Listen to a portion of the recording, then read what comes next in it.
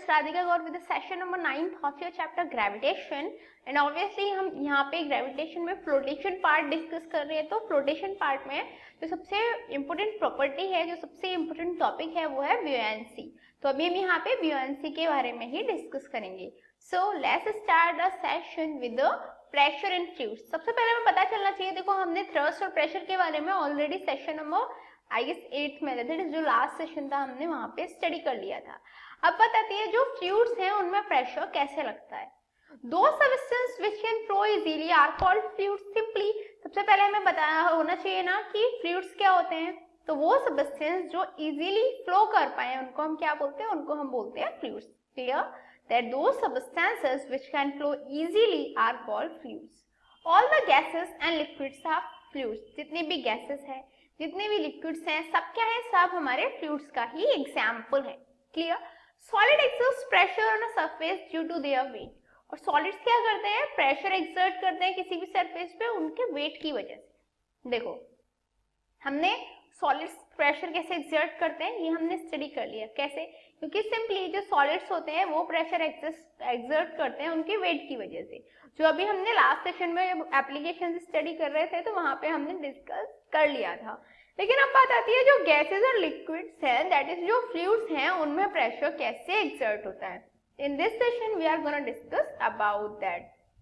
Actually all fluids have weight, therefore fluids also exert pressure on the base and walls of container in which they are enclosed. Fluid क्या होता है, fluids में भी wait होता है, gas का भी वेट होता है, लिक्विड का भी वेट होता है या नहीं, ऑब्वियसली होता है. तो इसीलिए क्या होता है, जो फ्लूइड्स हैं वो भी प्रेशर एक्सर्ट करते हैं on the base and the walls of a container. That is जो वॉल्स हैं कंटेनर की, जो बेस है कंटेनर के, उन पे भी वो प्रेशर एक्सर्ट करते हैं. क्लियर. जिस भी बीकर में, जिस भी कंटेनर में हम किसी गैस को या फ्लूइड को रख देंगे वो उन पे प्रेशर क्रिएट करेंगे, उन पे प्रेशर प्रोड्यूस करेंगे. Clear. Fluid exerts pressure in all direction upwards also. जो फ्लूइड्स हैं वो हर डायरेक्शन में प्रेशर एक्सर्ट करते हैं. क्लियर. अपवर्ड डायरेक्शन में भी करते हैं, डाउनवर्ड में भी करते हैं, और जो वॉल्स हैं कंटेनर की उन पे भी वो प्रेशर एक्सर्ट करते हैं. क्लियर. तो अभी हमने स्टडी किया कि क्योंकि फ्लूइड्स का जो वेट होता है इसीलिए वो भी प्रेशर एक्सर्ट करते हैं. बेस पे भी करते हैं कंटेनर की, वॉल्स पे भी करते हैं, अपवर्ड डायरेक्शन में भी वो प्रेशर एक्सर्ट करते हैं. अब बात आती है buoyancy क्या होती है. The tendency of a liquid to exert an upward force on an object immersed in it is called buoyancy. Buoyancy क्या होती है, buoyancy liquids की वो टेंडेंसी होती है. Clear. It is a tendency of a liquid to exert an upward force, जिसके through एक upward force exert की जा सके. किस पे, उन ऑब्जेक्ट्स पे जो उसमें इमर्स है. दैट इज यदि कोई लिक्विड है उसमें कोई ऑब्जेक्ट हमने इमर्स किया हुआ है, दैट इज कोई भी ऑब्जेक्ट उस लिक्विड में इमर्स है, तो एक टेंडेंसी होती है जिसके थ्रू क्या होता है, एक अपवर्ड फोर्स लगती है और जो ऑब्जेक्ट इमर्स है वो ऊपर आ जाता है. उसको हम क्या बोलते हैं, उसी को हम buoyancy बोलते हैं. Even the gases also exhibit the property of buoyancy. Gases में भी buoyancy की प्रॉपर्टी होती है क्योंकि दोनों ही फ्लूइड्स हैं. तो लिक्विड और गैसेस में दोनों में ही buoyancy की प्रॉपर्टी होती है. और इस प्रॉपर्टी के अकॉर्डिंग क्या होता है कि जो भी ऑब्जेक्ट इमर्स्ड है लिक्विड में उस पे अपवर्ड फोर्स लगती है जिसकी वजह से वो ऊपर आ जाता है. आपने देखा नॉर्मली आपने क्या किया, आपने एक पॉट लिया, आई मीन एक बड़ा टब लेना, उसमें आप जो नॉर्मली मग होता है वो डालना उल्टा करके. क्लियर. जब उसे उल्टा करके डालेंगे तो आप अपना हाथ हटाइएगा. ठीक है. जब आप अपने हैंड की फोर्स हटाएंगे तो जो मग है वो ऊपर आ जाएगा. किसकी वजह से, buoyancy की वजह से. कभी हम जब भी स्विमिंग पूल हुआ या नॉर्मली गंगा जी हुई, हम क्या करते हैं उसमें यदि हम बाथ लेते हैं तो हम ज्यादा देर नीचे नहीं रह सकते. जब भी हम नीचे जाने की कोशिश करते हैं तो जो वाटर है हम पे फोर्स लगाता है. कौन सी फोर्स होती है, वही होती है buoyancy की फोर्स. दैट इज जो ऑब्जेक्ट वाटर में, लिक्विड में इमर्स्ड है उसको क्या करता है, उसको अपवर्ड फोर्स लगाता है. और यही जो टेंडेंसी होती है इसको हम क्या बोलते हैं, इसी को हम buoyancy बोलते हैं. अब बात आती है buoyant फोर्स क्या होता है. It is an upward force which acts on an object when it is immersed in a liquid. Simply, buoyancy क्या थी, buoyancy वो टेंडेंसी थी जिसके थ्रू कोई भी अपवर्ड फोर्स किसी ऑब्जेक्ट पे लगती थी. जबकि buoyant फोर्स वो एक अपवर्ड फोर्स है जो किसी भी ऑब्जेक्ट पे लगती है जो लिक्विड में इमर्स्ड रहता है. Clear. that it is an upward force which acts on an object when it is immersed in a liquid. Clear? It is also known as upthrust, और ये जो buoyant force होती है इसको हम upthrust भी बोल सकते हैं. समझ में आ गया कि जो buoyant force होती है इसको upthrust के नेम से भी जानते हैं. सिंपली ये क्या होती है, ये एक अपवर्ड फोर्स होती है जो किसी भी उस ऑब्जेक्ट पे लगती है जो वाटर में या लिक्विड में इमर्स्ड रहता है. Actually, it is due to buoyant force due to which heavy object seems to be lighter in water. ये buoyant force की ही वजह से होता है कि जितने भी हमारे heavy objects होते हैं वो water में lighter शो होते हैं. Clear? As we lower the position of the object into the liquid, the greater upward pressure of liquid underneath it provides an upward force. जितना ज्यादा हम ऑब्जेक्ट को लिक्विड में नीचे की तरफ भेजते जाएंगे, नीचे की तरफ उसकी पोजीशन करते जाएंगे, उतनी ही ग्रेटर अपवर्ड प्रेशर लगेगा, दैट इज इतनी ही ग्रेटर अपवर्ड फोर्स लगेगी. ये भी क्लियर हो आपको कि जो buoyant फोर्स होती है वो हैवी ऑब्जेक्ट्स पे ज्यादा लगती है देन लाइटर ऑब्जेक्ट्स पे. Clear? Second, I mean to say जो हैवी ऑब्जेक्ट्स होते हैं वो लाइटर शो होते हैं वाटर में buoyant फोर्स की वजह से. और सेकेंड, ये जितनी भी ऑब्जेक्ट की पोजीशन लोअर होगी उतनी ही ज्यादा उस पे अपवर्ड फोर्स लगेगी. अब बात करते हैं इसके कुछ examples. A piece of cork is held below the surface of water. जो कॉर्क होता है उसके पीसेस को सरफेस ऑफ वाटर पे नीचे रखा जाता है. When we apply a force by a thumb, यदि हम अपने थंब के थ्रू कोई भी फोर्स अप्लाई करेंगे तो cork immediately rises to the surface. तो जो कॉर्क है वो इमीडिएटली सरफेस तक उठ जाता है. उसका सिंपल सा रीजन मैंने बताया आपको. ऐसे क्यों होता है? क्योंकि अपवर्ड फोर्स लगी होती है, इसी की वजह से जो कॉर्क का पीस है वो ऊपर आ जाता है. This is due to the fact that every liquid exerts an upward force on the object immersed in it.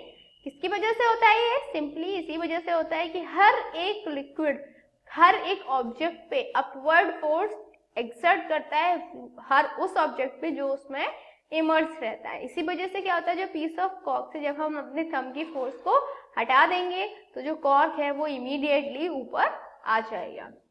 Also, there is a note for you that the pressure exerted by a liquid increases with depth and acts in all direction. जो pressure exert होता है liquid में, ठीक है, वो increase होता है depth के साथ साथ and acts in all direction, और सारी डायरेक्शंस में वो एक्ट करता है. Clear? So the pressure exerted by a liquid increases with depth and acts in all direction. An object seems lighter when immersed in liquid. कोई भी object lighter दिखता है यदि वो लिक्विड में इमर्स रहता है.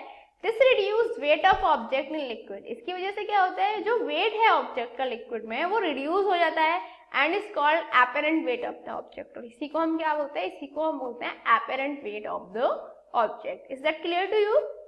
That an object seems lighter when immersed in liquid and this reduced weight of object in liquid is called apparent weight of the object. अब बात करते हैं जो buoyant force है उसको कौन कौन से फैक्टर्स अफेक्ट कर सकते हैं. तो पहला आता है हमारा डेंसिटी ऑफ द फ्लूइड और दूसरा आता है volume of the object immersed in the liquid. Clear? तो कौन से दो फैक्टर अफेक्ट कर सकते हैं buoyant force को? पहला density of the fluid and second volume of object immersed in the liquid. तो हम पहले बात कर लेते हैं डेंसिटी ऑफ फ्लूइड कैसे अफेक्ट करता है. The liquid having higher density exerts more upward buoyant force on an object than lower liquid of lower density. I mean to say, हमारे पास दो लिक्विड्स हैं, एक की डेंसिटी हायर है, दूसरे की डेंसिटी लोअर है. तो जिस लिक्विड की डेंसिटी हायर होगी वो ज्यादा अपवर्ड buoyant फोर्स क्रिएट करेगी, ज्यादा अपवर्ड buoyant फोर्स एक्सर्ट करेगी देन द लिक्विड जिसकी जो डेंसिटी है वो लोअर है. तो क्लियर? यदि हायर डेंसिटी है तो वो अपवर्ड फोर्स ज्यादा क्रिएट करेगी, यदि लोअर डेंसिटी है तो वो अपवर्ड फोर्स कम क्रिएट करेगी, कम एक्सर्ट करेगी. And this is the reason why it is easier to swim in sea water in comparison to normal water. और यही होता है कि जो सी वाटर है उसमें स्विम करना इजीली होता है, जबकि नॉर्मल वाटर में ऐसा इजीली नहीं हो पाता. Comparatively to the sea water हम नॉर्मल वाटर में इजीली स्विम नहीं कर सकते because sea water has higher density. Sea water की हायर डेंसिटी है, hence exert a greater buoyant force on the swimmer than a fresh water having lower density. इसीलिए वो क्या करता है, जो सी वाटर है वो इजीली और ग्रेटर buoyant फोर्स एक्ट करता है स्विमर पे, जबकि जो फ्रेश वाटर है जिसकी लोअर डेंसिटी है वो इतनी buoyant फोर्स को एक्सर्ट नहीं कर पाता। Clear. Volume of object immerse in the liquid, अब मैंने फर्स्ट बताया था कि डेंसिटी के ऊपर अफेक्ट करता है, डेंसिटी अफेक्ट करती है। दूसरा बताया था मैंने वॉल्यूम जो है ऑब्जेक्ट की वो अफेक्ट करती है। As the volume of solid object immersed inside the liquid increases, the upward force also increases. That is, जो solid object जो water में या liquid में dissolved है, that is immersed है, यदि उसकी जो वॉल्यूम है वो इंक्रीज हो रही है, इसका मतलब जो उसकी buoyant force है वो भी इंक्रीज होगी। Also, there is a note for you that the magnitude of buoyant force acting on a solid object does not depend on the nature of the solid object. कोई भी buoyant force जो act हो रही होती है किसी भी solid object पे, वो सॉलिड ऑब्जेक्ट के नेचर पे डिपेंड नहीं करती। It depends only on its volume, वो सिर्फ उसकी वॉल्यूम पे ही डिपेंड करती है। Clear. Now the thing is floating और सिंकिंग क्या होता है ऑब्जेक्ट का। When an object is put on a liquid, then following two force act on it. यदि कोई भी ऑब्जेक्ट लिक्विड में रखा हुआ है उस पर दो फोर्स लगते हैं। फर्स्ट फोर्स होता है the weight of object which acts in downward direction. जो ऑब्जेक्ट है उसका जो वेट है वो डाउनवर्ड डायरेक्शन में एक्ट करेगा, उसकी वजह से फोर्स लगती है। That is it tends to pull down the object, जिसकी वजह से जो ऑब्जेक्ट है वो नीचे पुल डाउन होता हुआ दिखता है। दैट इज जो ऑब्जेक्ट है वो नीचे जा रहा है। क्लियर। सेकेंड लगती है buoyant force, that is upthrust which acts in upward direction, जो वेट के अपोजिट डायरेक्शन में लगती है, दैट इज अपवर्ड डायरेक्शन में लगती है। That is it tends to push up the object, that is इसकी वजह से क्या होता है जो ऑब्जेक्ट है वो उसको पुश करती है। क्लियर। वेट पुल डाउन करता है और जो अपथ्रस्ट है वो पुश अप करती है। क्लियर हुआ। दोनों एक दूसरे की अपोजिट फोर्स लगते हैं। Actually whether an object will float or sink in liquid depends on relative magnitude of these two forces which acts on the object in opposite direction.